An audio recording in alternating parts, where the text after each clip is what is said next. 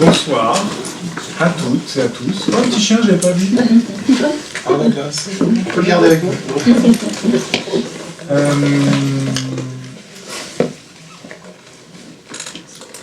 Je vais commencer par vous présenter Arnaud Dancy. Je vais essayer de faire court. Il y a beaucoup de choses à dire, mais je vais essayer de faire court. Arnaud est ostéopathe, énergéticien, un peu sorcier, un peu chaman, un peu tout ça. C'est quelqu'un qui a une connaissance du fonctionnement du corps humain qui me fascine et qui a une capacité à mettre ses connaissances et sa bienveillance au service du bien-être et de la progression de la personne, en utilisant justement le corps, l'énergétique, pour débloquer ce qui doit l'être, quand la personne vient le voir, à ce moment-là. Et il a également une profonde connaissance de la psychologie, de la spiritualité, qui lui permet vraiment d'avoir une approche globale, psycho-énergétique, de façon à vraiment amener une approche globale et pertinente, voilà, pertinente sur l'accompagnement et la libération des blocages, qui est donc un sujet qui m'intéresse.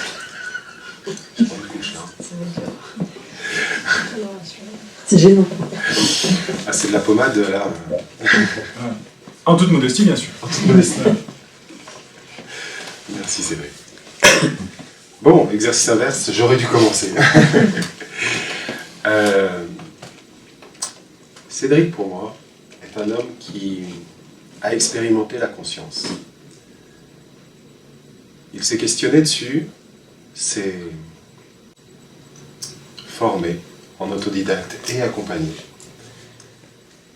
C'est chez les Indiens quelqu'un qu'on dit « il marche à parole ».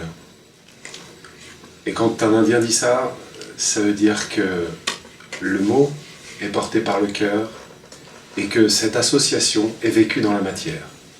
C'est pas juste une personne qui va vous expliquer une théorie, bien que, encore une fois, ils en connaissent sur la pensée, sur la conscience, sur l'émotionnel et sur l'énergétique.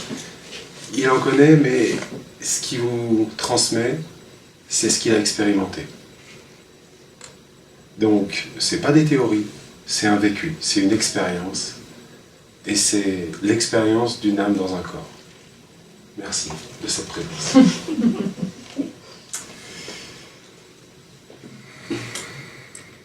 Le sujet de ce soir, c'est donc la libération des blocages. L'intérêt d'avoir fait venir Arnaud depuis Annemasse, c'est justement d'amener cette double approche, comme vous l'avez compris, entre l'esprit, la conscience, la spiritualité d'une part, et le corps, l'énergétique, la matière d'autre part. Parce que justement, je me suis aperçu que mon travail pouvait être limité par une approche uniquement conceptuelle et psychologique. Et du coup, il m'a semblé vraiment important à un moment donné de compléter cette approche-là par un gain de temps. Parce qu'évidemment, quand on a un blocage, qui peut être quelque part là-dedans ou là derrière, on peut se faire expliquer ce qu'il faut, on peut comprendre, et on a pourtant du mal à appliquer concrètement la gestion des émotions, la confiance en soi, et toutes ces salades qui restent quelquefois un petit peu difficiles à mettre en pratique dans certains cas un petit peu émotionnels peut-être. Et justement, l'approche par le corps, c'est quelque chose qui peut aider de manière à gagner du temps, d'aller débloquer des choses dans votre corps.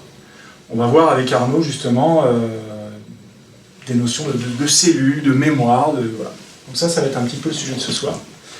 Et justement Arnaud, j'aimerais te poser une première question, puisqu'on va fonctionner comme ça, en question-réponse, pour vous.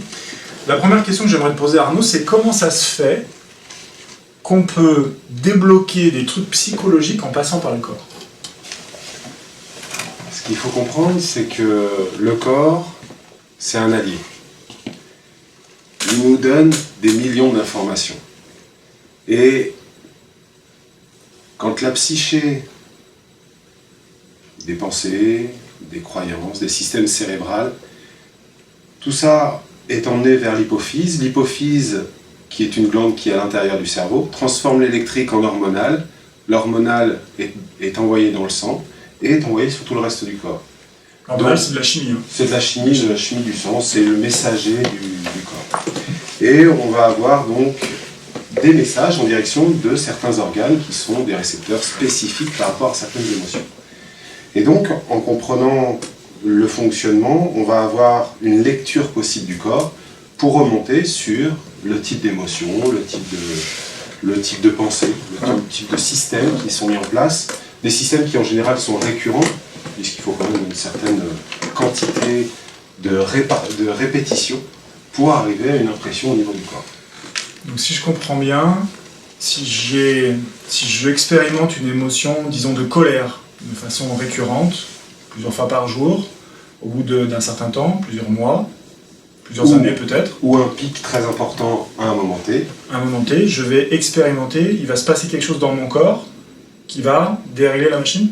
C'est pas déréglé, c'est-à-dire que la colère en elle-même n'est pas un problème, l'émotion pour elle n'est pas un problème, comme les situations, tu n'es pas d'accord, il n'y a pas de situation problématique vraiment. C'est l'interprétation qu'on fait de la situation, comme l'interprétation qu'on fait de l'émotion qui devient problématique. Et donc si on n'arrive pas à exprimer cette colère, tristesse, joie, même joie, puisqu'il y a certaines joies encore une fois qui peuvent être retenues, pour pas gêner, pour pas... Voilà. Ce qui n'est pas exprimé, être imprimé. Donc on va aller imprimer ces émotions dans le corps à travers les organes. Donc si en effet on a une colère très forte, on ne l'exprime pas, elle va venir s'imprimer là. Pourquoi ? Parce que Einstein a été très futé, il nous a placé une petite équation qui est E égale mc2. Accrochez-vous, cours de physique. Théorie relativité. Attention, ça commence bien. E égale mc2, facile, plus on augmente l'énergie de quelque chose, plus on en augmente la masse. Ok ?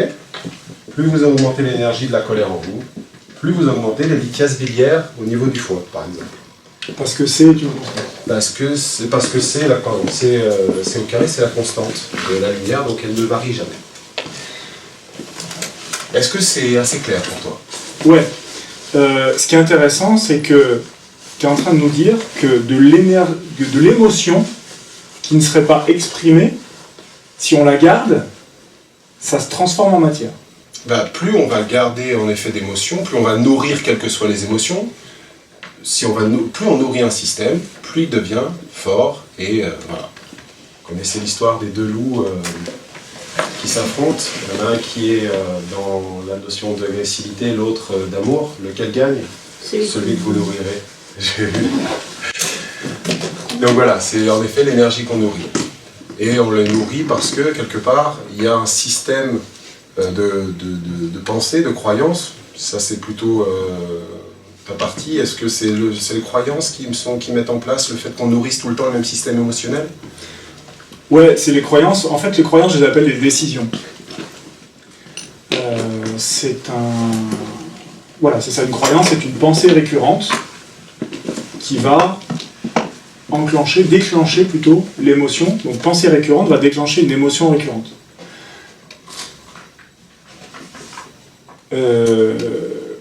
Qui comprend ça ?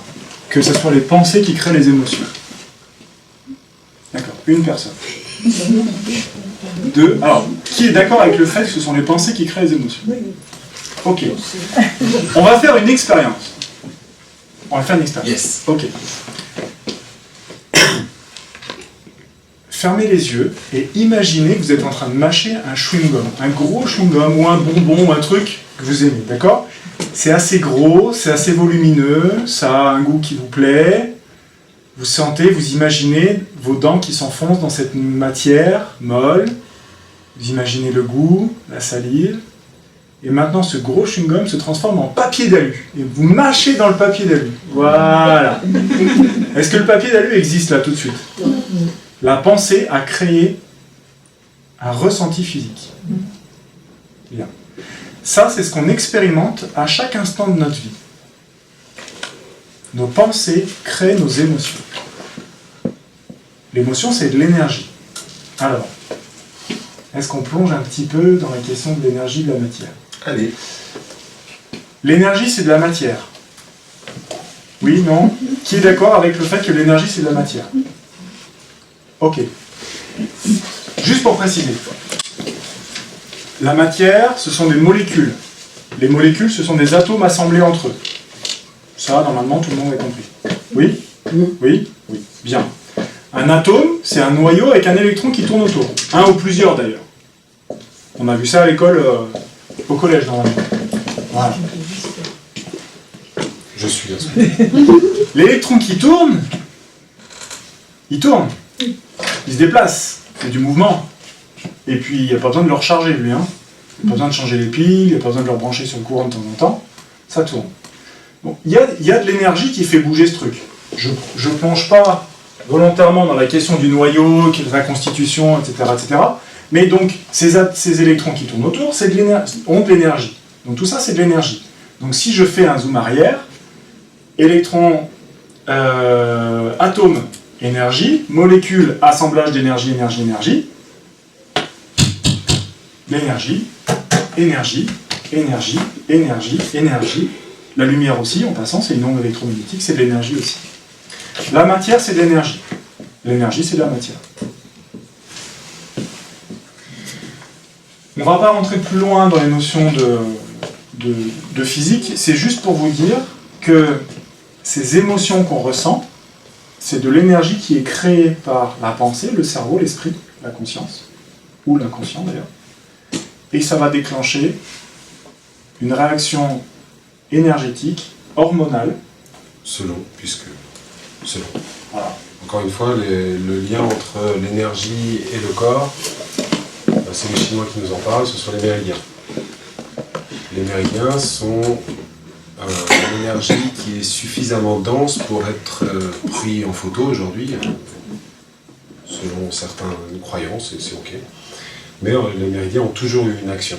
C'est-à-dire qu'en effet, on observe que quand on joue sur le méridien du gros intestin, par exemple, on va apaiser la colère, la tristesse de la personne, puisque le gros intestin est associé à la tristesse. Donc on va lui permettre d'arrêter de se replier sur lui et à nouveau s'ouvrir au monde. La phrase du gros intestin, en kinésiologie, c'est « Je me libère avec joie des liens du passé pour m'ouvrir au changement ». Et la tristesse sert à ça, c'est à se recroqueviller pour analyser les choses. Donc on observe bien un fonctionnement qui est imprimé dans un organe, qui peut être transité par les hormones pour répondre à une fonction plus chimique, ou par les méridiens, en connexion directe avec l'énergétique dont tu parlais à un instant.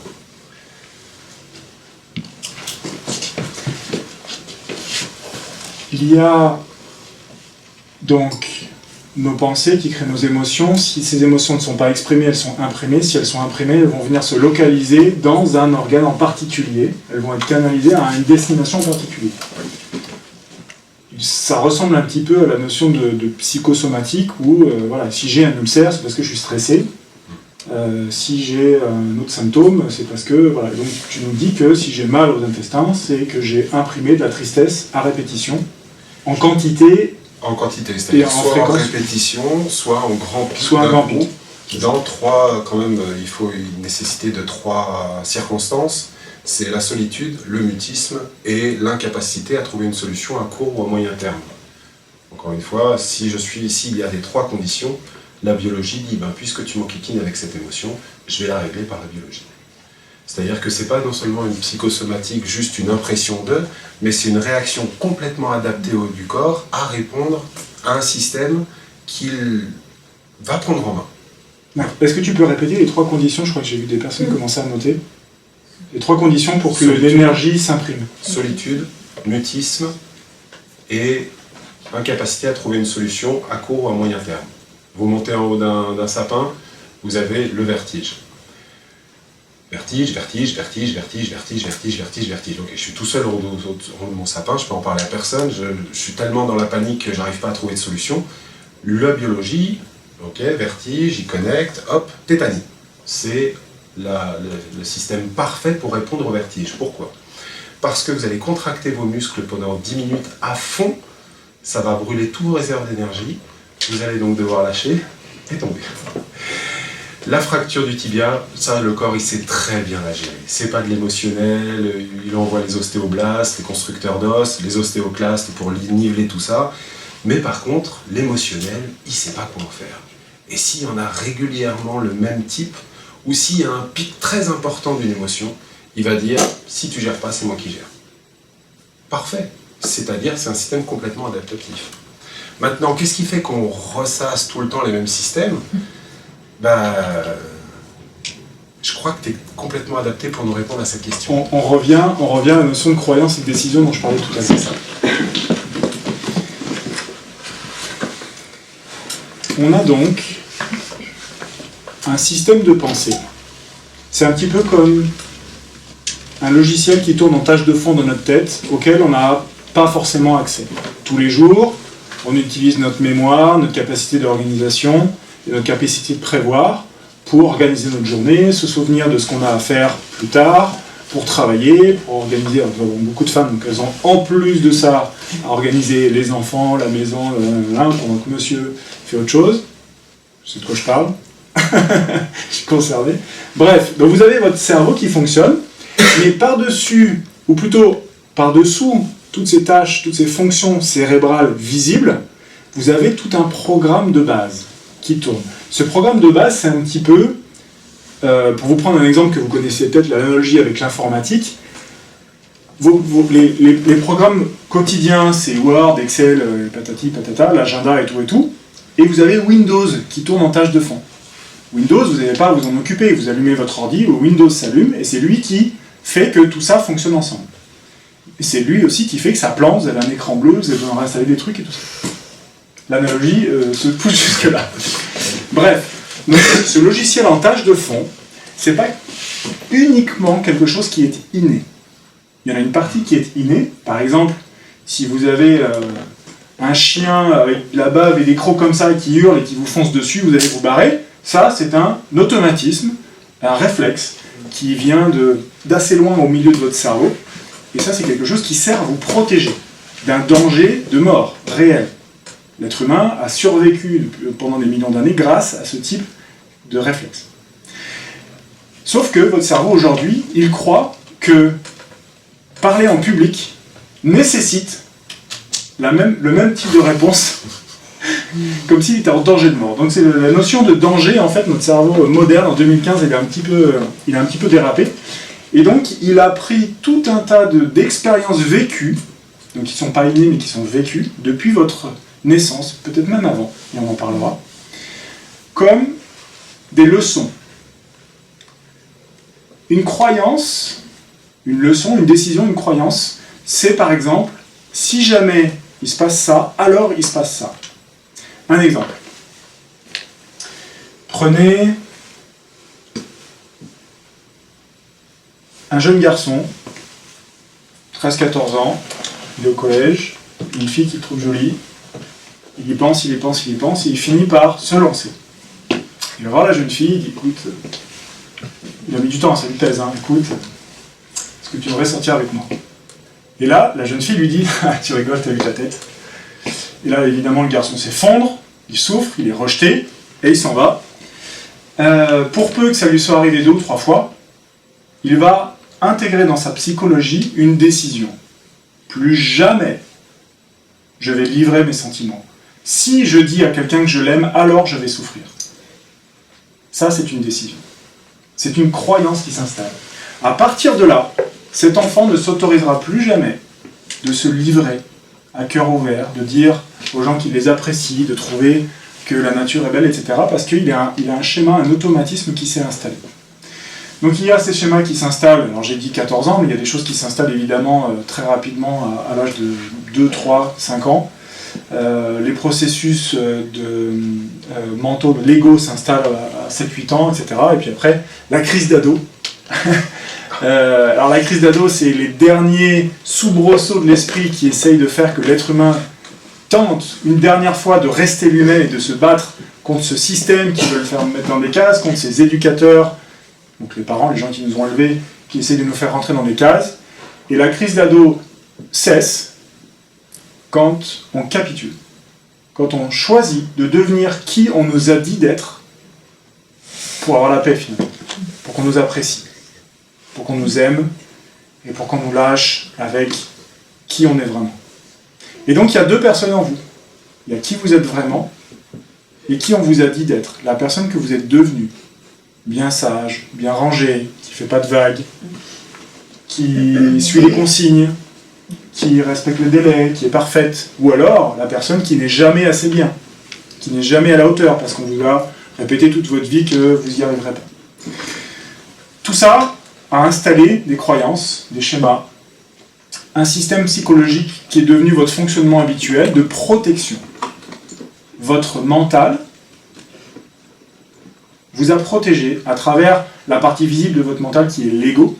Ça, c'est la petite voix qui est dans votre tête qui vous dit « Oh là là, non, surtout pas passer un coup de fil. Non, mais si jamais tu appelles cette personne, la personne va te jeter. Elle ne te connaît pas, tu veux lui vendre un truc. » Ça, c'est votre ego qui parle dans votre tête et qui vous fait revenir en arrière pour vous protéger de ne plus souffrir.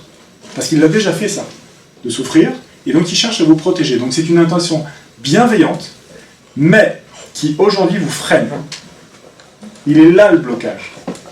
C'est cette pensée récurrente qui vous empêche de faire ce que vous aimeriez faire. Et donc vous n'êtes absolument pas libre. Tant que vous avez des blocages qui vous empêchent de faire ce que vous aimeriez faire, vous n'êtes pas libre. Vous êtes sous la dictature de votre mental qui cherche à vous protéger à tout prix de souffrir à nouveau. La bonne nouvelle, c'est qu'on va, sur le reste de cette conférence, voir les deux façons qui sont complémentaires pour venir faire péter ces blocages. La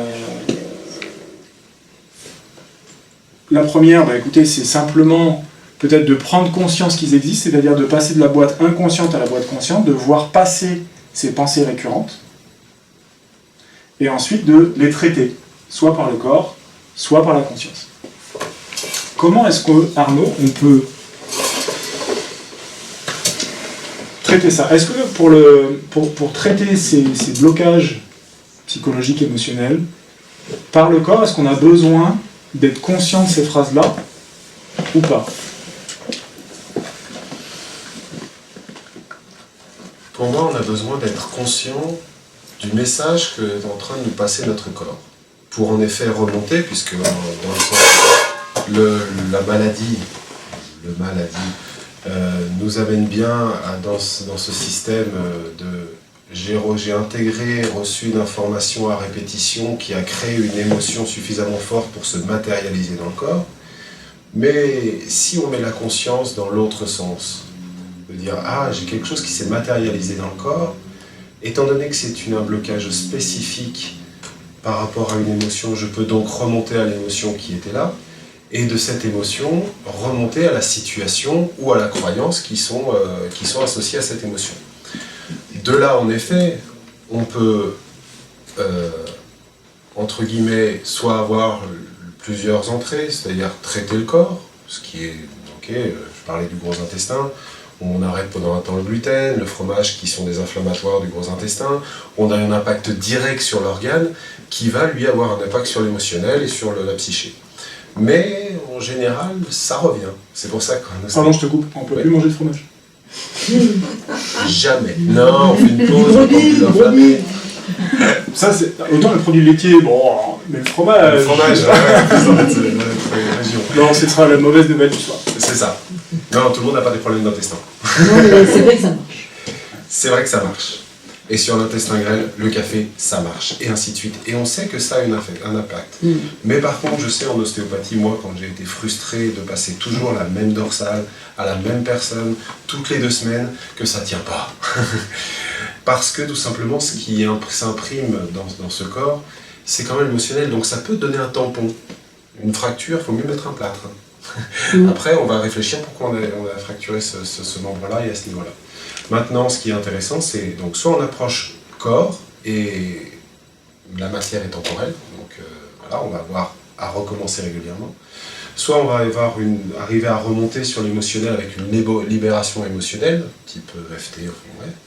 Soit on va aller voir au niveau de, et ça j'aimerais qu'on voit un peu plus, clarifier un peu ce que tu as dit tout à l'heure, du système conscient et inconscient, lequel va voilà, impacter ça, parce que j'ai bien compris qu'il y avait mon bureau Windows, mon data derrière qui tournait, c'est-à-dire tous mes programmes automatiques, qui fait que quand je clique sur une idée, il y a forcément tout le programme qui jaillit. Est-ce que du coup on descend depuis cette idée volontaire, ou est-ce que c'est l'involontaire qui prend le pas pour régler cette histoire?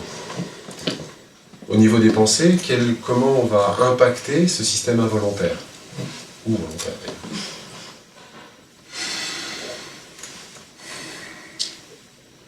La meilleure méthode, c'est d'aller débusquer la psychologie inconsciente. C'est d'aller la titiller pour la faire sortir. On va l'appâter, en fait, et la pensée inconsciente va sortir de sa grotte. Pensez à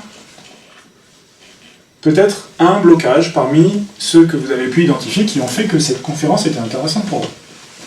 Pensez à ça. Et maintenant, pensez à l'idée complètement inverse.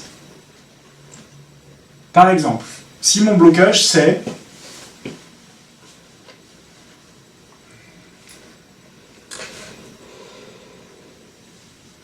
je ne sais pas vendre.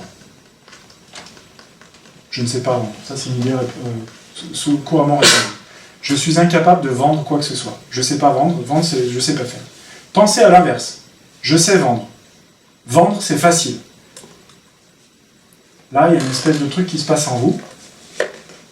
Ça peut être émotionnel. Et si vous insistez encore, j'ai une grande capacité pour vendre. Je sais faire beaucoup d'argent avec de la vente. Et vous tournez autour de l'idée, et à un moment donné, il y a une idée qui va sortir de là. Dire, mais tu rigoles ou quoi? Mais bien sûr que c'est pas possible. Arrête Donc, de sentir. voilà, en général, on le fait par écrit. C'est plus facile. Donc, on cherche une affirmation vraiment qui semble la plus grosse imposture que vous ayez jamais en plus entendue de votre vie, et que c'est vous qui dites, en plus, à propos de vous-même. Et là, il y a la réponse de l'ego, donc la partie visible de votre mental, qui dit, mais tu rigoles ou quoi? T'es trop nul, regarde ce que t'as fait dans ton passé, et là c'est parti, patati patata. Donc, on peut commencer par travailler à débusquer la pensée inconsciente, le frein. Voilà, le frein. Je les appelle moins gentiment les petites voix salopes. Vous pouvez noter. Je les appelle moins gentiment les petites voix salopes. Toutes celles qui sont là pour nous limiter. Voilà. C'est ça. La deuxième étape, ça va être de reconstruire le programme de base. Ça va être de reconstruire, de reprogrammer votre mental avec des pensées choisies. Vous allez, ça va se faire par étapes, mais vous allez pratiquer ce qu'on appelle des affirmations, ou de la visualisation, ou les deux. Et ça, c'est un travail qui est absolument nécessaire, dans lequel la plupart des gens qui ont passé le cap, ont traversé, c'est de reprogrammer le mental. La phrase la plus célèbre de reprogrammation date d'il y a à peu près 100 ans. Émile Coué. Voilà. Avec sa phrase générique, « Chaque jour, à tout point de vue, je vais de mieux en mieux ». Pensez à cette phrase. « Chaque jour, à tout point de vue, je vais de mieux en mieux ». Et observez la réponse qui vient derrière. Merci. Il y a des réponses là. Répétez la phrase encore. Chaque jour, à tout point de vue, je vais de mieux en mieux. Tu rigoles, t'as vu ma vie? Voilà. T'as vu ta vie, peut-être? Dépendamment de la relation que vous entretenez avec votre ego. Bref. Donc ensuite, vous allez reprogrammer avec de l'autosuggestion. Ça fonctionne extrêmement bien. Il y a des maladies physiques qui se guérissent dans des temps extrêmement courts avec ce type d'affirmation-là, avec de l'autosuggestion, qui n'est même pas de l'hypnose. Et on a vraiment un lien entre justement les pensées et le corps. Et puis après, il y a le travail de la conscience qui est pour moi l'outil principal, central, un outil qui fait absolument tout. C'est le couteau suisse en fait, c'est la conscience. C'est-à-dire qu'avec ça, on est capable de voir passer non seulement les pensées inconscientes, en plus des pensées conscientes, mais on voit aussi passer les émotions. Et avec de l'entraînement, en musclant cette capacité de conscience, on est capable de voir arriver l'émotion au moment où elle commence à naître. Admettons une réaction émotionnelle impulsive de colère, avant que vous explosez de colère, et machin, c'est pas possible, hein. Et après coup, vous dites, ah, je suis encore tombé dans le piège. Tiens, je réalise que il s'est passé encore un truc. Je l'ai pas vu passer, mais il y a 3 jours, j'ai encore pété un câble. Je me rends compte que non. Et petit à petit, vous allez vous rendre compte pendant. Ouais, tu me fais chier, tu te rends compte ce que tu me dis, là, là, là. Puis pendant que vous faites ça, vous dites, oh là, je suis encore en train de... Là, je suis encore retourné dans le piège. Mais vous y pensez pendant. C'est la deuxième phase. La troisième phase, vous sentez monter la colère, vous dites, toi, je te veux pas. Et vous la mettez de côté. Cette conscience, cette posture d'observation, c'est une capacité qui se muscle et qui est la clé de votre liberté.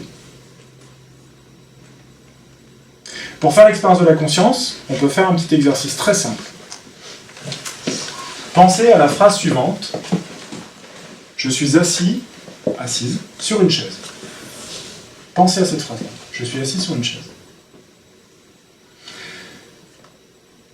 Si vous avez pu entendre cette pensée dans votre tête, que vous avez volontairement créée, il y a donc la pensée d'une part, que vous avez pu observer, et il y a quelque chose qui a pu observer la pensée. Et c'est évidemment pas la même chose, puisqu'il y a la pensée d'une part qui est la chose qui est observée, et puis il y a cette autre entité, la conscience, qui était là avant que la pensée vienne, qui voit arriver la pensée, qui la voit repartir.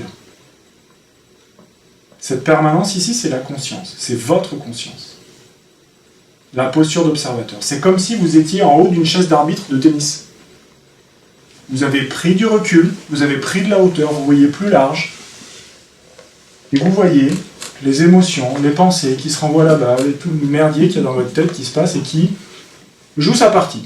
Sauf que cette partie qui se joue là, c'est la même partie depuis des lustres, qui fait que vous avez l'impression d'être bloqué dans une étape de votre vie qui est toujours la même et dans laquelle vous n'arrivez pas à sortir. Il y a une sorte de blocage, encore une fois. La conscience va vous permettre d'observer les pensées et les émotions, et va vous permettre de vous libérer, de faire un autre choix que de tomber dans le piège de la pensée qui crée l'émotion. Ça, c'est pour une heure. Et comment on fait de l'autre côté alors? Comment on fait de l'autre côté? L'autre côté, on a deux grandes approches liées au ce qu'on va appeler donc, le décodage biologique. Le décodage biologique, c'est la capacité justement à voir le message du corps et à l'interpréter, le décoder en langage émotionnel et psychologique. Donc on va prendre ce message par le décodage biologique et on va avoir deux voies possibles. La première, elle est intellectuelle. Je sais, selon les livres qui ont été mis en place, que le gros intestin est le lieu de la tristesse et que certaines parties du gros intestin sont liées plutôt à l'injustice, plutôt au soutien, plutôt à la... Bref. Ok. Et donc on va remonter sur cette émotion, qui est une fréquence énergétique, va appeler une pensée de même fréquence, et du coup cette pensée de même fréquence va nous emmener vers... Bah ouais, regarde... C'est normal que c'est injuste, mon frère il est plus grand, il est plus fort et il m'a toujours mis par terre, donc c'est normal, c'est injuste quoi, la vie elle est injuste. Et du coup, ça va nous faire arriver des pensées de même fréquence. Si on se focus sur le présent ou le passé, on va avoir tout simplement un déclenchement cérébral des pensées qui entretiennent cette émotion. Encore une fois, par la conscience, puisqu'arrivé à ce niveau-là, on est sur le troisième œil et sur la couronne, et il y a vraiment cette notion de conscience, on va observer ça, faire un travail de libération, d'apaisement des pensées, d'observation, et redescendre dans le corps, dans le cœur, avec ce renversement d'énergie. C'est-à-dire que mon frère a été un parfait bourreau pour que je développe ma force. Eh bien, je vais me mettre debout. Ok. Et je descends ça dans mon cœur. Dans mon cœur, j'ai beaucoup de gratitude. Et je prends ma place dans mon ventre. Et je sais que en appliquant ça régulièrement, mon problème d'intestin et d'injustice n'a plus lieu d'être. Parce que le corps n'a plus à s'adapter à un stress mental et émotionnel. Puisque je ne suis plus dans ce stress. D'ailleurs, c'est pour ça que j'aime bien le décodage, parce qu'on arrive en disant « je suis stressé ». Et qui ? Je suis stressé de quoi? Et puis je suis, déjà je fais le stressé, d'accord? Mais, ok. Je ressens le stress. Je ressens le stress, ok, mais lequel? C'est un mot poubelle, le stress. C'est ce que j'aime dans le décodage biologique, c'est que, ok, quel stress spécifiquement? Est-ce que tu peux me dire? Ben non, ok, qu'est-ce qui te raconte ton corps? J'ai mal au genou. Ah ouais, au genou gauche. Peut-être que l'autorité que j'implique sur moi-même, mon autorité interne, est un peu trop sévère. Et du coup, je refuse de me plier cette autorité que j'estime injuste. Ou alors, l'autre façon de faire du déconnage, c'est le déconnage intuitif. C'est-à-dire qu'on va sortir, on va poser la tête, hack, hack. Et grâce à cette conscience, on va plonger dans le corps, ok. On va plonger dans le corps et on va aller à l'endroit qu'on a envie d'écouter. Parce que toute information dans le corps est vibratoire. Si on se met à l'écoute d'une vibration, on va donc avoir les pensées associées. Ok, comment vibre ça, c'est cette cellule-là qui me fait mal? Comment vibre ce bras-là qui me fait mal? On va aller tout simplement voir et écouter. Ça nous permet, et encore une fois, c'est aussi une question de confiance en cet exercice et d'accompagnement, de dire ok, j'ai quelqu'un qui m'accompagne là-dedans, du coup je peux m'autoriser à écouter ce message, et arriver à entendre le message qu'est le corps. C'est une autre façon de faire, mais on arrive de toute façon à un message qui nous remonte au niveau émotionnel, au niveau psychologique, reconnaître ce qui nous a fait entretenir cette émotion, puis redescendre au niveau corporel. D'où l'intérêt de payer 250 € la séance, parce qu'à 250 €, on croit le mec quand il nous dit un truc. C'est ça. On dit ok, pour le prix, je fais confiance. C'est ça. Du coup, on a fait un transfert de pouvoir. Tiens, mon ami, je te donne tout mon pouvoir de décision. C'est ça. Tu dis que je suis fou, très bien. Je te crois. Ok, donc ça c'est plus au niveau, ça nous permet de cibler, le corps nous permet de cibler l'endroit où on veut. Enfin, l'endroit qu'on doit travailler au niveau psycho-émotionnel. Ça c'est super intéressant parce que une fois qu'on va droit à l'endroit qui bloque alors qu'on n'en avait pas forcément conscience jusque-là, et qu'on lève ce truc-là, on a une sensation quasiment instantanément de libération. Vraiment le blocage, le nœud là, c'est un nœud de chaussure. C'est aussi difficile que ça à défaire. Tac. Waouh, je me sens bien.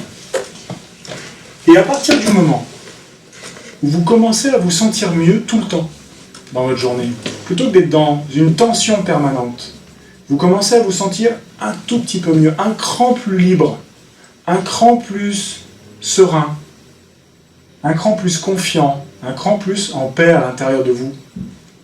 Et bien votre vie, l'expérience que vous faites de votre propre vie, c'est pas la même. Parce que votre seuil de tolérance se rehausse.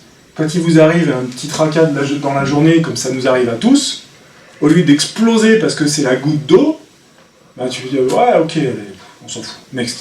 Hop, et le souci, il est balayé du revers de la main parce que vous décidez plus librement, vous n'êtes pas oppressé par votre niveau émotionnel, vous êtes plus libre, vous avez plus de marge pour dire ok, il m'est arrivé ça, ok, je prends du recul, comment je gère, plutôt que d'être dans la réaction émotionnelle. Ça c'est hyper important parce que le niveau de bien-être émotionnel et donc mental, vous avez compris depuis tout à l'heure que c'est lié entre ici et ici, conditionne complètement l'expérience que vous faites de votre vie. Et c'est comme si, en levant ce blocage émotionnel, vous enleviez la clôture, vous levez la barrière de la clôture. Vous êtes dans un champ, encerclé par une clôture, vous avez bouffé toute l'herbe qui était là. Alors c'est ok, et maintenant, je suis bloqué, je peux pas aller plus loin, je suis bloqué, des clôtures partout. Imaginez que d'un coup, la clôture, elle recule de 20 mètres.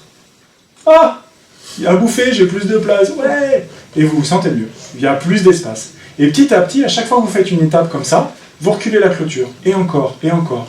Tant et si bien qu'une fois qu'elle a fait le tour de la planète, elle disparaît. Hein, c'est bon ça comme but? Bah, c'est un peu pourri, mais c'est pas grave. C'est bon. Allez, on fait encore une petite expérience. J'ai envie, habituellement je fais ça sur des conférences internet, et j'ai jamais fait en conférence en salle, et j'ai envie de l'essayer avec vous. Vous êtes d'accord? Allez. Devant l'enthousiasme, je cède. Ok, alors, je vais vous demander d'imaginer quelle serait votre vie si vous aviez tout ce que vous voulez. Précisément. Merci de jouer le jeu. Imaginez ce que serait votre vie si vous n'aviez plus tous ces trucs qui vous tracassent. Hop, c'est balayé. et que vous avez plus de ce qui vous manque. Vous avez plus un autre travail, plus d'argent, d'autres relations, une meilleure santé physique, de meilleures relations, vous vous sentez mieux dans votre corps, vous faites davantage l'expérience de l'amour, peu importe. Prenez ce qui vous parle à vous, dans votre cas à vous. Quelle serait votre vie si vous aviez déjà réglé tout ce que vous souhaiteriez régler? Comment est-ce que vous vous sentez dans cette vie-là? Imaginez cette vie, essayez de la voir mentalement. Fermez les yeux si ça vous aide. Regardez là cette vie.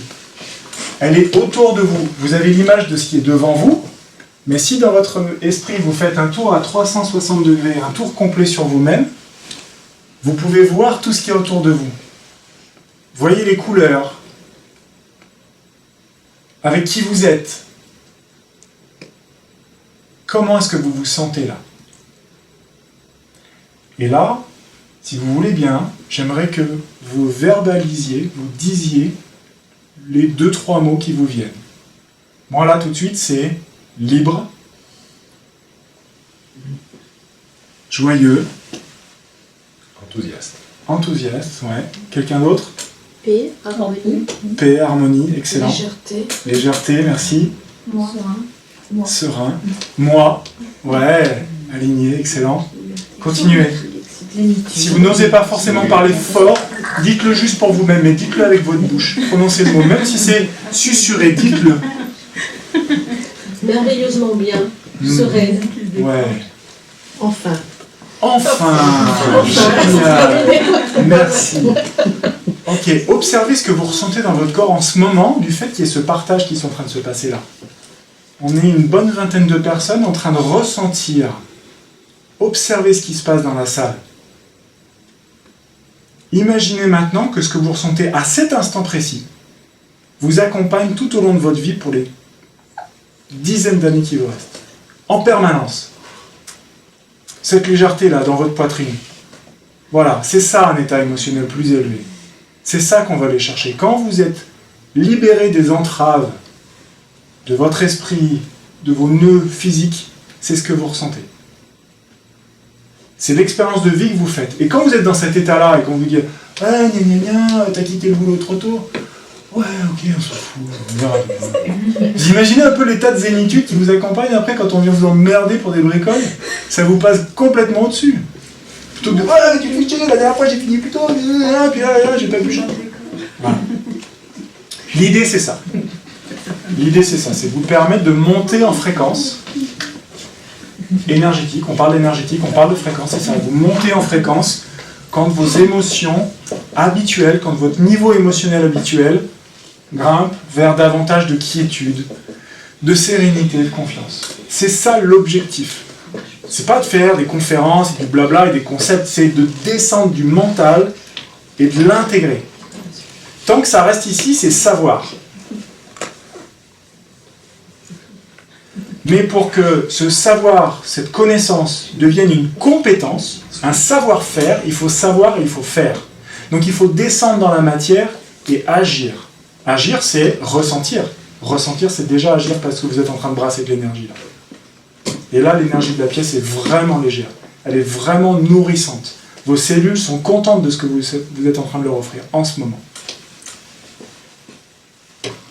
On nous a dit qu'il fallait faire pour avoir pour être. Merci, monsieur Sarkozy.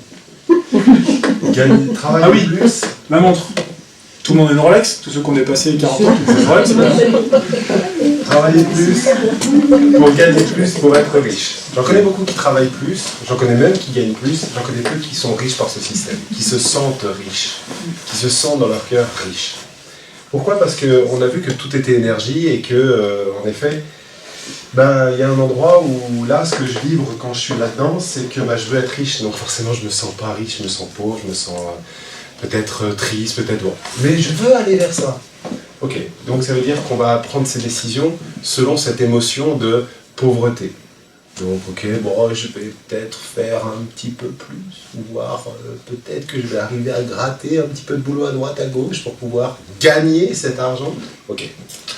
Ça, on sait aujourd'hui, grâce aux sages, à la physique quantique, que ça ne marche pas. Être, faire avoir. C'est ce que vous avez ressenti être là. Ça, c'est ce que je veux ressentir. Est-ce que je vais avoir les mêmes actions si je ressens la richesse que si je veux devenir riche? Je crois pas. En effet, l'action, tu nous parlais du mental, ça c'est une action logique menée par le mental. Il est sûr que si je travaille plus, je gagnerai plus. Je me sentirai donc riche. C'est logique. Ça c'est une action inspirée. Transmise par la conscience, tu l'appellerais comment toi? Celle qui donne ses Qui actions. nourrit par un état d'être différent, oui. C'est ça. C'est la conscience. Ouais. La conscience étant la porte qui vous donne accès à l'inspiration, C'est à ça. l'intuition, à tout ça. C'est ça. En ouvrant, si vous voulez, c'est un petit peu... Je vais reprendre cette analogie parce que je m'aime bien. Si vous voulez, quand on a une vie qui ne nous convient pas tout à fait, ou pire que ça, c'est un petit peu comme si on était à l'extérieur avec un temps un petit peu... un mauvais temps, ce qu'on appelle un mauvais temps. Donc, le rationnel a jugé comme la pluie étant une mauvaise chose. Admettons. L'idéal étant qu'on n'ait plus jamais de pluie sur Terre, et donc on n'aura plus de légumes, plus d'animaux, ce sera magnifique. Bref. Donc il y a du mauvais temps. Admettons qu'il ne pleut pas, mais c'est tout gris. Voilà, c'est tout gris. Et donc on aimerait du soleil dans notre vie. Mais, comment on fait? Il y a des nuages, il fait tout gris. Est-ce que j'ai besoin de rajouter du soleil? Est-ce qu'il faut un autre soleil? Parce qu'il n'y en a pas assez, vu que... En fait, il ne faut pas rajouter du soleil, il est déjà là. Il faut enlever les nuages. Il faut pousser les nuages, il faut enlever, nettoyer. Voilà. Et quand la lumière revient, vous êtes connecté à votre conscience. La conscience, elle est simplement masquée par les nuages qui sont tout ce bavardage mental. Voilà. C'est votre mental, les nuages. Votre conscience, la porte d'accès à l'état d'être que vous avez ressenti tout à l'heure, à la conscience qui vous donne accès à l'intuition, aux capacités supérieures, dites extrasensorielles, etc., c'est quand le mental s'écarte et que vous faites de la place. Ça, je vous l'ai dit tout à l'heure, par contre, c'est un entraînement, c'est quelque chose qui se muscle, qui se pratique tous les jours, avec une certaine autodiscipline. Mais quand on s'entraîne à faire ça, quand on s'entraîne à ressentir, à ne plus penser, ah ouais. On s'entraîne à plus penser, en fait. En gros, hein, quand on pense plus, on est. Quand on pense, on fait, on se sent pas bien. Quand on est, on ne fait pas, on ne pense pas, on se sent bien. Lumière. Quand on pense, on fait nuage. Moi, j'aurais vu un peu différemment. Oui, Parce qu'en fait, en haut, j'aurais vu un manque et en bas, la confiance. Ce qui est en lien. tout à fait. Tout à fait, c'est ça. Quand on est sur le principe d'en haut, on est sur la posture de manque, et donc on dit « je veux être riche ». Parce qu'il me manque ça. Mais on est sur une posture sous-tendue de manque. C'est la posture de départ. Donc en fait, on vibre du manque. Et qui connaît la loi d'attraction ici? Voilà. Et ben on vibre du manque. Je veux. Donc en général, loi d'attraction, hein, c'est facile. Hein. Demander, croire, recevoir. Ok. Manuel, ok, mise en place. Demander une maison à 1 million, une super bagnole à 50 000. Je veux. Croire, le cœur. Croire que dalle. Parce qu'on est sur je manque. Je veux, c'est ici. Ça marche pas. C'est ça qui compte. Croire, c'est là. Donc si vous demandez un truc qui est un peu too much, vous n'arriverez pas à croire. Donc ça commence mal. Alors que quand on commence par être, peu importe ce qui se passe autour, hein, l'objectif étant que vous soyez en mesure de vous sentir bien, quel que soit le contexte qui est à l'extérieur de vous. Ça peut être vos relations, ça peut être votre santé financière, ça peut être la qualité de votre travail, ça peut être n'importe quoi. Mais si, peu importe ce qui est autour de vous, vous vous sentez bien, vous apprenez à ressentir ce qu'on a fait là. Votre état commence à changer, vous vibrez autre chose. Vous vibrez du bien-être, et la physique quantique prouve ce qu'on appelle la loi d'attraction, ou cette espèce de connexion magnétique. La physique quantique prouve que si vous vous sentez bien, vous envoyez une onde énergétique de bien-être, et donc la vie va vous renvoyer des situations pour renforcer cet état. Si vous vibrez du manque avec du je veux, bah vous vibrez du manque, on vous renvoie du manque. Dieu dit, ok, tu manques. Et notre pouvoir de création s'active avec notre ressenti, notre cœur. Je ne sais pas si vous avez déjà vu, je ne veux pas faire de religion, je prends juste une gravure de Jésus qui est très célèbre, où il est comme ça, et il y a un cœur qui brille là. Pourquoi il y a un cœur? Pourquoi ici? vous avez la réponse. Ça fait des milliers d'années qu'ils le savent. Et aujourd'hui, notre foutu cerveau gauche, il a dû avoir besoin de faire appel à la physique quantique pour dire « Ah, mais en fait c'est comme ça, quoi. En fait, c'est pas le cerveau qui crée, c'est le cœur. » Au-delà de la physique quantique, juste la biologie nous explique à quel point on a un cerveau derrière qui s'appelle le cerveau réticulé, qui a comme job de nous donner raison, pour être sûr qu'on soit pas fou. C'est simple. Donc si on se sent pas bien, ouais, la journée c'est merdique et tout, et du coup on va descendre dans la... Et le corps et le cerveau va patcher toutes les informations qui pourraient nous faire penser autre chose de la journée. Comme ça on est sûr d'avoir raison, on n'est pas fou. Le cerveau réticulé, parfait. On a pris deux types de personnes, des personnes qui étaient sûres de ne pas avoir de chance et des personnes qui étaient sûres d'avoir de la chance. On a tracé une ligne droite, simple. Il fallait juste suivre la ligne. Ok. À quelques mètres de ça, on a mis un billet de 20 € à 10 cm de la ligne. Les gens qui pensaient ne pas avoir de chance ne l'ont même pas vu. C'est pas qu'ils sont pas pris, non, ils ne l'ont pas vu. C'est extraordinaire, ça. Je veux dire, le cerveau réticulé est tellement sûr de vouloir nous donner raison qu'il préfère patcher ça plutôt que de voir qu'il y a un billet et de risquer d'estimer qu'on a de la chance. Et du coup, on va vraiment avoir un effet biologique, un effet quantique sur ce qui nous arrive, de un, par comment on interprète notre vie, comment on rencontre notre vie, et de deux, comment on la crée, parce que c'est vrai qu'on peut se demander du coup, est-ce que quand j'ai la banane et que je descends dans la rue et que je crée des situations extraordinaires, c'est tout simplement parce que je vois ces situations extraordinaires, ou parce que j'ai pris des décisions à partir de ce ressenti qui fait que j'ai des actions qui m'emmènent vers encore plus de ressentis extraordinaires? Est-ce que ça peut être les deux? Est-ce qu'il y a encore autre chose? Il y a plusieurs exercices très intéressants pour faire cette expérience de la formation réticulée. Donc c'est une petite partie qui est grande comme ça, qui est collée en haut du tronc cérébral. On pourra vous montrer sur des schémas à quel endroit ça se trouve. Qui est effectivement en mesure de nous faire occulter ce qui existe, mais aussi de rajouter des choses qui n'existent pas, de notre perception sensorielle, juste pour avoir raison. On ne voit pas ce qui existe, on rajoute des choses qui n'existent pas juste pour se donner raison. Enfin, se donner raison. Notre ego cherche à avoir raison, c'est lui qui actionne ce truc-là. Je vous parlais d'une clôture tout à l'heure, il y a un phénomène circulaire qu'il est important de connaître. Hein? Oui. Qu'il est important de connaître parce que c'est lui qui crée la vie que vous avez. Alors là, on va attaquer la notion de responsabilité qui est extrêmement importante. On est à 50 minutes. La vie que vous avez, vous l'avez créée. La vie dans laquelle vous êtes maintenant, c'est vous qui l'avez créée. Je suis responsable de tout ça. De tout ce bordel? Oui. Alors attention, la responsabilité, c'est ce que je viens d'évoquer. Vous êtes responsable puisque c'est vous qui avez créé la vie que vous avez. Mais, il n'est pas question ici de culpabilité, mais de responsabilité. C'est quoi la responsabilité? Je vous pose la question. Est-ce que quelqu'un peut me C'est dire? voir le fait sans l'émotionnel.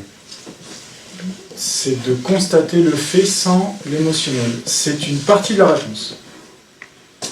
On constate les faits, c'est-à-dire ma vie est celle-là, donc j'enlève l'émotion, ok, je constate les faits. Assumer ses actes et les changer si ça ne va pas. Assumer. Assumer les conséquences de ces actes. Et si on veut du changement, on fait un autre choix, une autre cause qui créera une autre conséquence. C'est ça être responsable. La culpabilité n'a absolument pas sa place ici, puisque c'est un sentiment négatif qui est créé par une pensée de « j'aurais dû »,« je suis nul ». Et là, on rentre dans l'émotionnel, dans le jugement. Et donc on pense « je suis nul », on se sent « je suis nul », et là on est dans la culpabilité, qui n'a absolument pas sa place dans la question de la responsabilité. Pour illustrer la responsabilité, si vous voulez, c'est de vous dire que s'il y a des nœuds dans votre vie, oui, c'est vous qui les avez faits. Mais c'est une bonne nouvelle.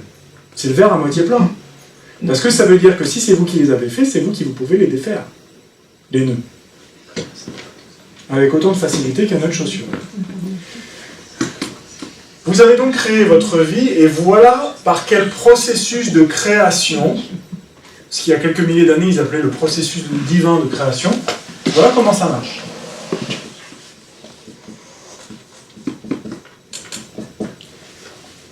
Ça commence par la pensée. Je suis nul, disais-je. Et donc,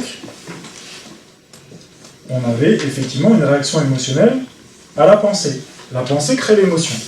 Je suis nul, je me sens nul. C'est fastoche, je suis trop fort, je me sens confiant. Cette émotion, Arnaud vient de nous le dire, on va passer dans le faire. On va agir. Mais si je me sens bien ou si je me sens stressé, l'action évidemment n'est pas la même. C'est ce qu'on vient de voir. Et donc, la loi des causes et des conséquences nous dit que toute action donne un résultat. Et votre formation réticulée, qui est un équipement de série, vous dit, je le savais. À chaque coup, votre cerveau, il va avoir raison. Je le savais. Et donc, le résultat vient toujours renforcer la pensée source. Vous changez la pensée, vous changez le rond-point. Ça, c'est la théorie du rond-point.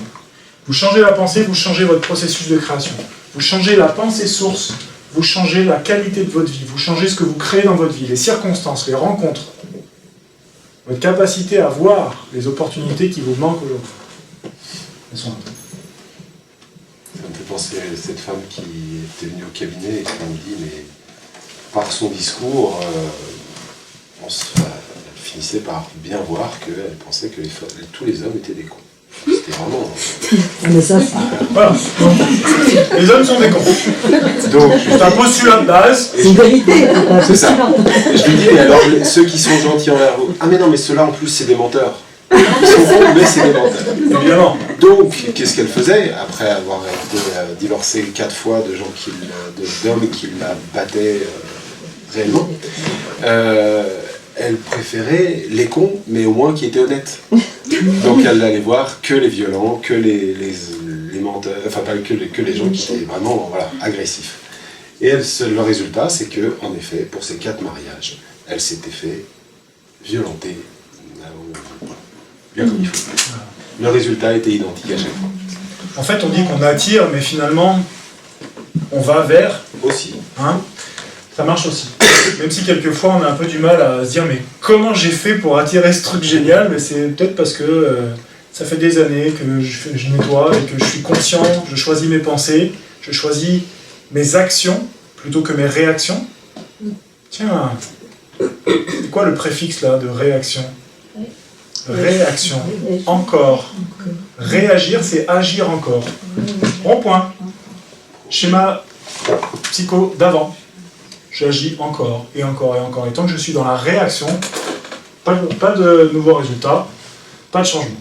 Si je ne change rien, il n'y a rien qui changera. Par contre, si j'observe, et que plutôt que de réagir, je dis, je la sens venir la colère, mais je vais faire un autre choix. Tiens, et si je décidais de m'en foutre? Je fais un autre choix, je crée une autre action, un autre résultat, et là c'est... Je savais que j'étais capable, je savais que ça marchait parce qu'on me l'a expliqué. Donc évidemment, la pensée vient d'une information au départ, mais ensuite il faut faire l'expérience. Ça ne peut pas rester dans la tête, sinon il n'y a rien qui change. Vous devez faire l'expérience et ça commence par ça. C'est bien joli tout ça, Ouais. mais comment est-ce que, pour toi public, on fait changer concrètement quelque chose? Quelle pourrait être la formule magique? Le moyen. Alors vous avez compris que du coup on pouvait aborder par le concept, l'intégration, dadadadada. Vous avez compris aussi qu'on pouvait dire tiens, il y a telle tension, tel malaise, telle maladie, et du coup on peut remonter la source, avec finalement un pivot au milieu qui est l'émotionnel. Que ce soit par en haut ou par en bas, l'articulation, la rotule, là c'est l'émotion. Qui est... voilà. Comment est-ce qu'on fait changer quelque chose concrètement? J'espère que ça soit un petit peu... Non, mais t'as pas dit, on peut pas. Voilà, c'est Merci. fini.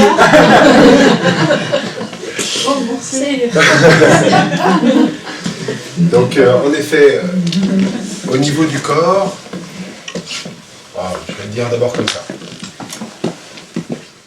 Les Chinois disent on tombe toujours du côté où on penche. C'est pas Ils sont forts, ces Chinois. Mais eux, ils sont plus petits, alors ils tombent au moins haut. C'est ça. Ils ont pu analyser la vie. Le corps a des envies. Prenons par exemple un foie engorgé de colère, de médicaments ou d'émotions, ou de colère, de médicaments ou d'alimentation un peu chargée. Le foie étant engorgé, le corps va demander plus de gras, plus d'alcool. Et ça va être tous les cracras, vous savez, on ouvre le placard et on se dit bon, je sais que j'ai pas le droit à ça, mais... Et on va manger justement la plaquette de chocolat. Donc ça, Le fromage. Le fromage, non, ça c'est... C'est du gras et du sel, c'est très bien comme exemple. Donc, on aura envie des choses qui vont nous amener. Donc, soit on fait, en effet, l'exercice de travail sur soi, de ce que moi je vais appeler la pro-action, c'est-à-dire travailler sur ce qui crée l'action. Et à ce moment-là, avec ce que tu as dit, on va dire la régularité, la discipline, l'autodiscipline, on va redresser la barre, soit on va au système de rupture, le système de rupture que ce soit dans les situations dans le corps, donc je reste sur mon foie, je continue et puis à nourrir mes colères, et puis lui c'est un con, ouais, machin, un truc, ok, vas-y. Hein. Et on arrive à faire une gastro. Oh, le nettoyage du foie. Ça fait clac, gastro, clac. Et on retrouve un système d'équilibre. Les systèmes, on va dire, les systèmes d'impact comme ça sont plus ou moins forts. La gastro est confortable. Le divorce, parfois un peu moins. Voilà, ça dépend vraiment de... Voilà. Mais encore une fois, ce qui est important, c'est ok. Est-ce qu'on laisse faire le système jusqu'à arriver à un point de non-retour? Ou est-ce qu'on prend justement, ok, voilà. Ok, là je sens une colère ou je sens le foie et je vais avoir des effets associés, c'est-à-dire ok, je vais faire attention peut-être à mon alimentation. Le foie c'est celui qui gère les muscles, on va faire un petit peu de sport, 10 minutes, un quart d'heure par jour. Encore une fois, ce qui est important c'est la régularité, pas 1h30 tous les 6 jours.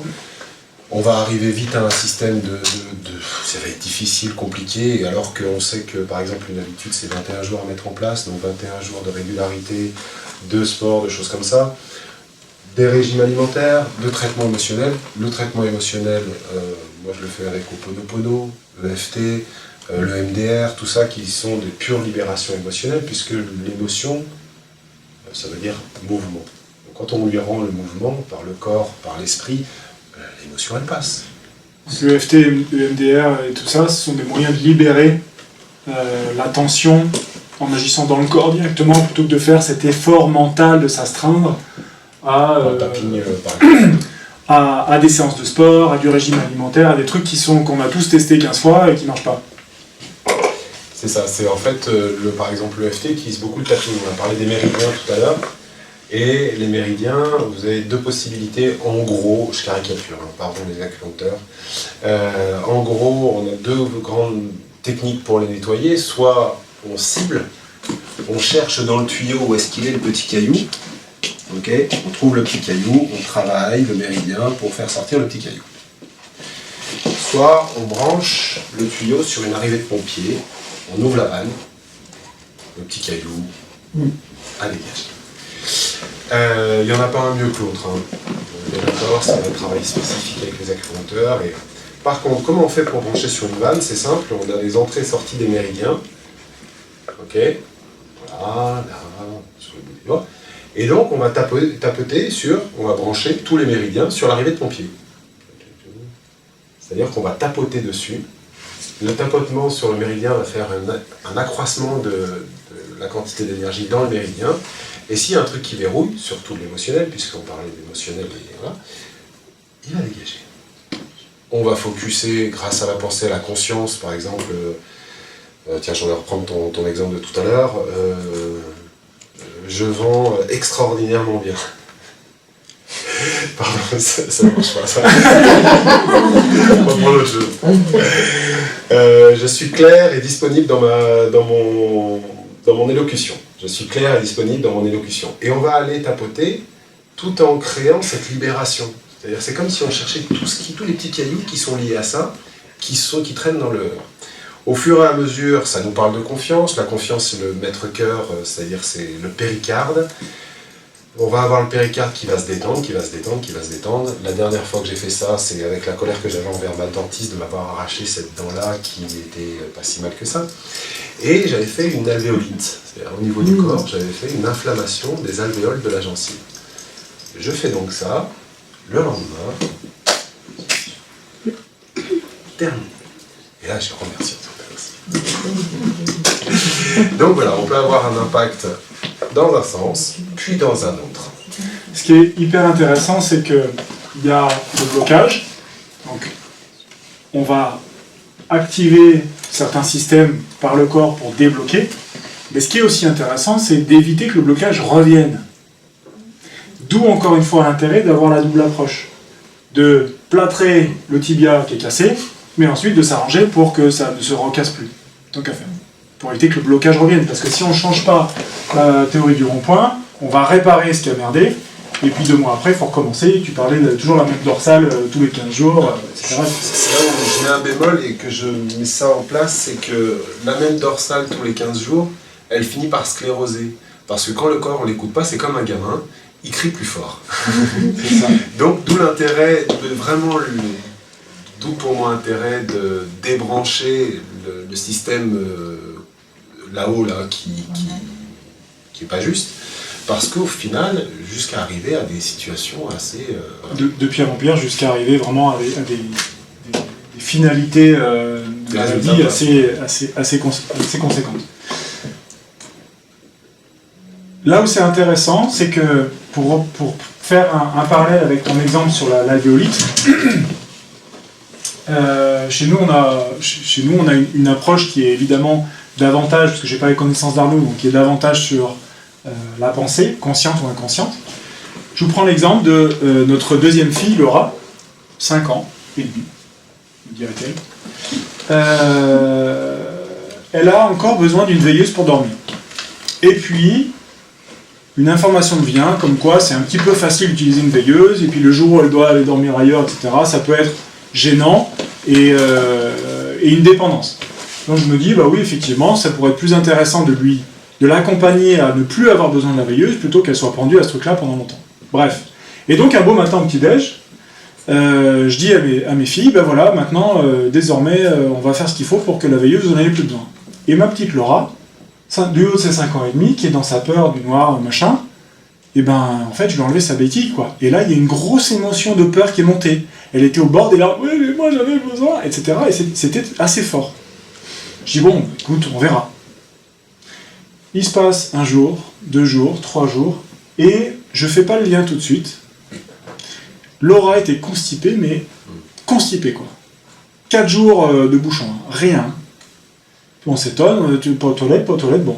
Et puis, Claude, ma femme, qui dit dis donc, Cédric, ça serait peut-être pas mal de voir pourquoi elle est constipée. Ah oui, tiens. Et donc, on ouvre notre bouquin qui nous dit, en gros, telle maladie, tel malaise, tel problème, en fait, vient de telle pensée. Et c'était, donc il y avait plusieurs choix, et en fait, quand elle m'a lu le descriptif, il y a un truc qui est venu tout de suite, elle se retient à son passé. Elle reste ancrée dans son passé, elle ne le laisse pas partir, son passé. C'est très symbolique, mais vraiment ça marche.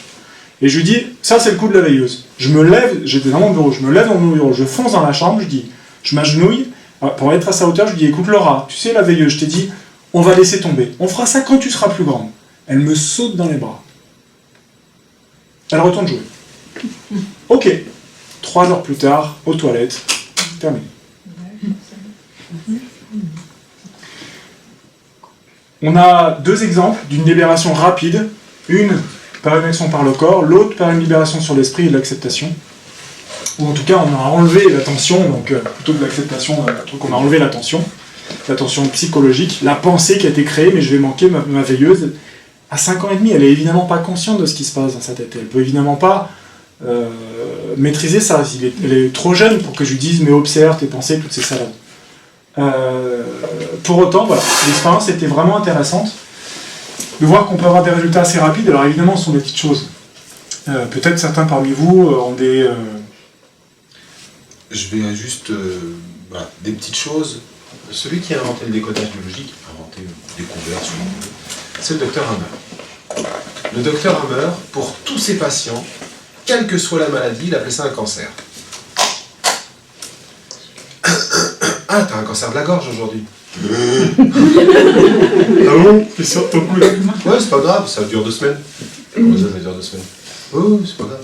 C'est-à-dire que pour lui, tout dérèglement de ce type, toute maladie, était un cancer. Parce que la première chose qu'on dit quand c'est un cancer, on se dit je vais mourir. Alors, justement, le décodage biologique de la mort, c'est les métastases du poumon. C'est bizarre, à chaque fois 80% des gens qui reçoivent l'information qu'il a un cancer, ils développent des métastases du poumon après. On dit ah, ça y est, il a débordé. Ah non, il a juste peur de mourir, monsieur. Ce qui est un peu normal. Donc, voilà. Il n'y a pas de petite, il n'y a pas de grande maladie. Ce que je veux vous transmettre par là, c'est que Hammer appelait tout cancer parce que tout est une maladie qui est curable. On a un nouveau corps tous les 7 ans. Pourquoi? Parce que ce qui met le plus longtemps à se régénérer, c'est l'os. Tous les 7 jours, on a une nouvelle peau. Ok, pourquoi on a encore tout le temps les mêmes marques aux mêmes endroits? C'est bien qu'il y ait une impression psychologique sur notre corps et sur sa façon de fonctionner.